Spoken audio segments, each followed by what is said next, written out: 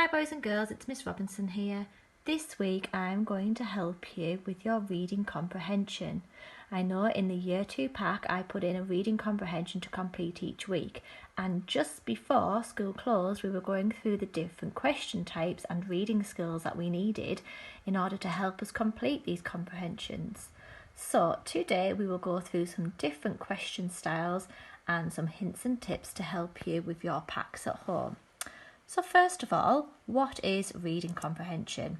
It's all about making meaning from texts. On this page you can see 4 text front covers, and these are some good recommendations of some books that you can read in Year 2. Don't worry, we will be looking at these when we return to school, but if you would like to do some pre-reading, then these are very good recommendations. So, how can I do this, I hear you ask? So how can I really understand what's happening in the text? What do I need to do to show good comprehension skills? Well, yes, you need to understand the text. You need to engage with the text. Think about, have you been in the same situation as the character? Can you relate to their feelings? Evaluate the text. Think about what's been happening. What could happen next? Think about what it's telling you. Look at clues on the page and the knowledge in your head. So look at what the text is telling you. Think about what you may already know about that situation or about that character, and use all of this to help you with your answers. Let's try some together. Let's go through some different question styles. The 5 main types of reading questions you will encounter are sequence questions with Sequencing Suki. We use these characters in Key Stage 1. They really help us remember the 5 types of reading questions. So Sequencing Suki likes everything in order. She will help you sequence the events in a text. What comes first, next, then, after that, finally, at the end. A bit like we sequence our stories. Okay, and we use those sentence starts in our writing too. Vocabulary questions with Vocabulary Victor. Words. We're always wanting to make sure we understand as many words as possible. Vocabulary Victor will help you to look at how authors and poets have chosen to use certain words and phrases. Retrieval questions with Rex Retriever. Rex Retriever will help you to go into a text and retrieve the facts. So the information is there, we just need to go into the text and find it. Inference questions with Inference Iggy. Inference Iggy will help you hunt for clues in a text about how someone might be feeling or why something is happening. The answers aren't always there to pull out, but by reading around the text, using your understanding of the characters and the setting, we can work out the answers. Prediction questions. Predicting Pip tries to see the future, and she will help you work out what might happen next, or what even might happen at the very end of the story. So let's have a little look through. First type I discussed was sequence questions. Identifying, explaining the sequence of events in a story. This checks that we understand the order of events. Let's have a look at the example together. Number these sentences 1 to 4 in the order that they happen in the story. This is from Goldilocks and the 3 Bears, a story that we all know very well. There are 4 statements. We've got to choose what happens first, next, number 2, then number 3, and 4, the one that comes closest to the end. So it will not include every single part of the story, but the 4 main parts. Have a look for a couple of minutes. Which event comes first in the story? Okay, I'll give you a couple of minutes there. Number 1 would be the bears went for a walk in the woods. Number 2, Goldilocks went into the bear's house. Number 3, Goldilocks broke Baby Bear's chair. And finally, number 4, the bears found Goldilocks, because that's what happened at the end. So that's how we have sequenced those events into 4 parts. Vocabulary questions. Words. We're always wanting to help you understand the meaning of words. We use dictionaries in school. We use Google to help us. We ask adults.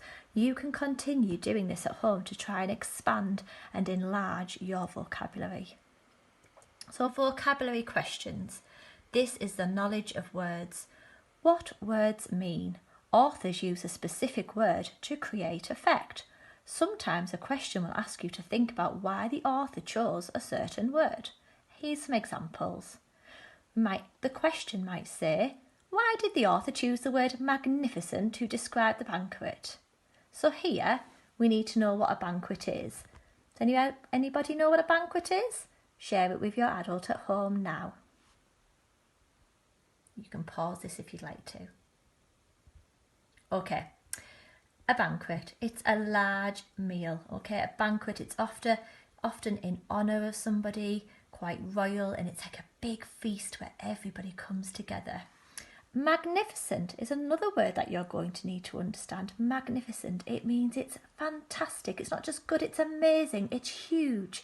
So a very big feast, everybody coming together. It was wonderful. So why did the author choose the word magnificent to describe the banquet? It's wanting to show how fantastic it was, how big and how grand the meal was. So that could be a good word, and that could be why the author chose the word magnificent. Other types of questions that relate to vocabulary. Find a word, so you sometimes need to look into the text and find it. So here, we need to know what a banquet is. Does anybody know what a banquet is? Share it with your adult at home now. You can pause this if you'd like to. Okay, a banquet, it's a large meal. Okay, a banquet, it's often in honour of somebody, quite royal, and it's like a big feast where everybody comes together. Magnificent is another word that you're going to need to understand. Magnificent, it means it's fantastic. It's not just good, it's amazing, it's huge. So a very big feast, everybody coming together. It was wonderful. So why did the author choose the word magnificent to describe the banquet? It's wanting to show how fantastic it was, how big and how grand the meal was. So that could be a good word, and that could be why the author chose the word magnificent. Other types of questions that relate to vocabulary. Find a word, so you sometimes need to look into the text and find a word in the text that tells us the king is greedy. So greedy will not be there. Which other word means the same as greedy? Can you look into the text? So another type of question, retrieval questions. They check we understand what we have just read by checking our basic understanding. Retrieval questions may ask us about the characters, the setting, key events, and in non-fiction texts, facts. This is what we can pull out from the text and what it's telling us. So why did Little Red Riding Hood leave the pathway on her way to Grandma's from the story Little Red Riding Hood? It tells us in this story that she went to pick some flowers for her grandma, so we can find that by pulling it out of the text. Inference questions. They dig deep into meanings behind a character's actions or words, so we don't just get told the answer. It's not in black and white in the text. We've got to think a little bit deeper. We need to think carefully about the author's choice of words, why we think these words were chosen. Still thinking about events that have happened in the text. Here's some examples. How do you think Grandma felt locked up in the cupboard? So it doesn't tell us Grandma felt sad, Grandma felt scared. We've got to think from the word choices, through using picture clues as well, from relating it as if we, to our own experience, well, how would we feel if we were locked in a cupboard? So it's using all of that to pull your answer and to explain it into your own words. Another one where you're going to have to think about clues and feelings and actions. Why do you think Red Riding Hood's mother let her walk to Grandma's on her own? So what does it tell us in the beginning of the story? Does it tell us that the mother could trust Little Red Riding Hood? Did she tell her the rules? Did she think that her daughter would stay on the path? So all of this evidence we need to think about and we need to put into our answer to show we are thinking about our reasons why. Prediction questions. We're always asking you to make predictions, not just in reading, sometimes in our science experiments. What might happen based on what we have read so far? As the name suggests, prediction questions ask you to think what will happen next, based on what you have read so far, so it's got to be a sensible prediction. So here's an example. What do you think will happen to Sam when he goes into the forest? You think about what has happened to Sam already in this story. You could think about, oh, well, how is he feeling? What can he hear in the forest? What would be some clues that you might need to use from the story? Lots of predictions will ask you how the story ends, what will happen next. So you need to think about what's already happened, the clues, the pictures, the word choices, and what would be a sensible ending to that story. So let's have a little go at this one. We have a statement. It says, Sleepy Tom was late for school again. Now let's look at a few questions that we could try and answer just from this one sentence. What do we know about the person in this sentence?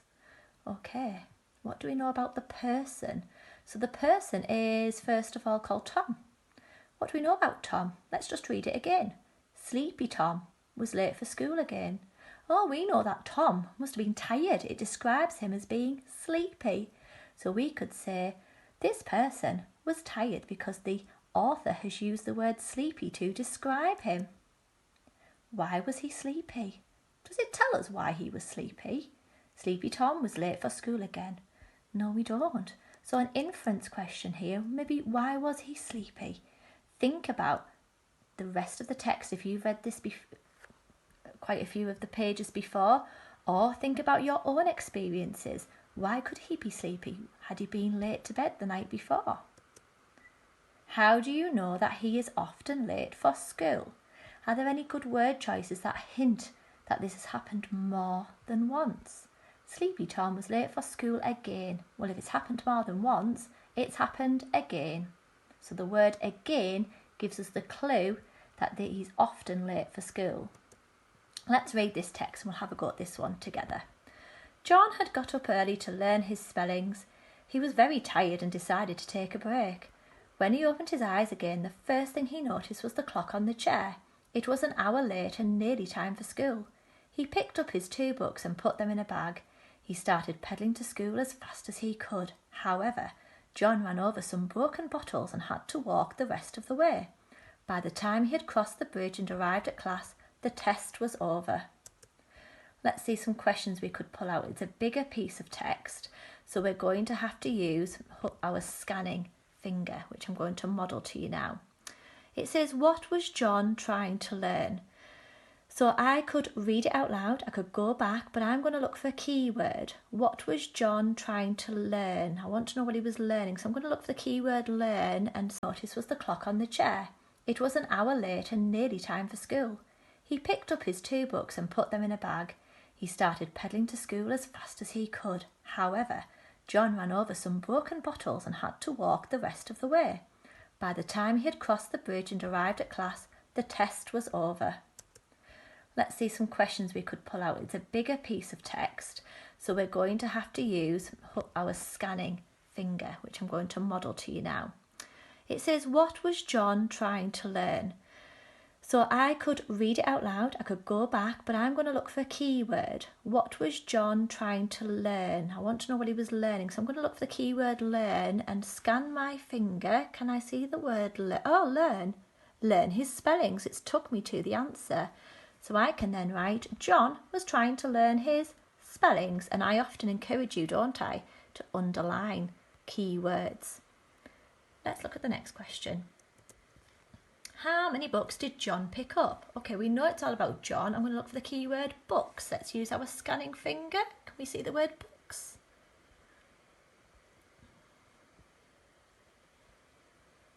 Keep looking.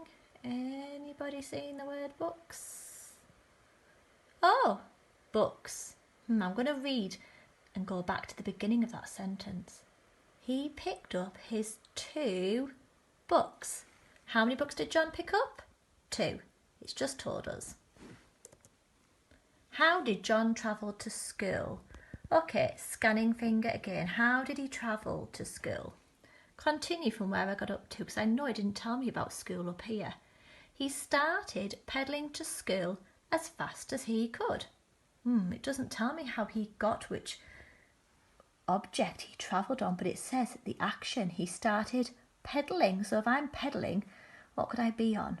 Yes, I could be on a bike. he started pedalling to school as fast as he could. So I'm going to write, John travelled to school on a bike. Why did John have to walk the rest of the way to school? It says he pedalled to school as fast as he could. However, John ran over some broken bottles and had to walk the rest of the way. So it doesn't say what happened to his bike. It just says something that he did. He ran over some broken bottles. Well, if you go over some broken glass bottles, what's going to happen to your tyre? So we can relate it to experiences that may have happened, or just using our common sense and our knowledge of bikes and tyres and glass, so we can understand that he's had a puncture. So why did John have to walk the rest of the way to school? Because he pedalled over some broken bottles and he would have got a puncture in his tyre. Okay, boys and girls, I'm going to take you back to the beginning now. That's just a few hints and tips about how you can complete a reading comprehension. There were different types of reading comprehensions there, just short extracts to show you the different question types, to show you how to look for keywords in the text, and to help you look for the meaning of new words, different question styles, or sequencing, retrieval, inference. Have a go at the reading comprehensions in your packs. Use some of those strategies. Remember, read it as many times as you need to. Read it in your head, read it out loud. If you come across an unfamiliar word, have a look in a dictionary at home if you have one, or ask an adult, and build up your vocabulary. And once you've completed that, just spend each day, if you can, 10 to 15 minutes in a nice cosy area, relaxing, and enjoy a book.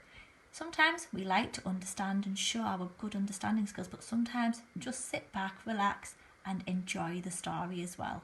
Take care.